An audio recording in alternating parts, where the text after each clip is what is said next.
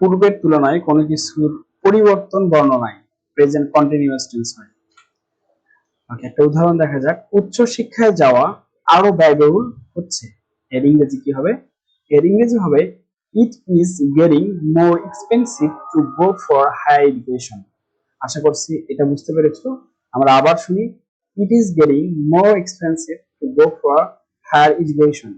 এখানে এডুকেশনের উচ্চারণটা হবে এডুকেশন। আশা করছি তোমরা এটা বুঝতে পেরেছো। ওকে, দ্বিতীয়টি দেখি। মানুষ আগের চেয়ে বেশি দিন বাঁচতেছে, মানে এটাও কিন্তু আগের চেয়ে, পূর্বের চেয়ে একটা পরিবর্তন বোঝাচ্ছে, তাহলে এটাও কি হবে? কন্টিনিউয়াস টেন্স হবে। পিপল আর লিভিং লঙ্গার দেন বিফোর। এর অর্থ কি? মানুষ আগের চেয়ে বেশি দিন বাঁচতেছে। ওকে, আমার মাথা ব্যথা আমার মাথা ব্যথা আরো ভালো হচ্ছে।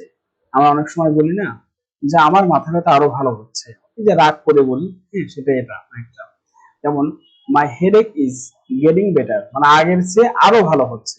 আগে ভালো ছিল, এর চেয়ে আরো ভালো। তাহলে কি হবে?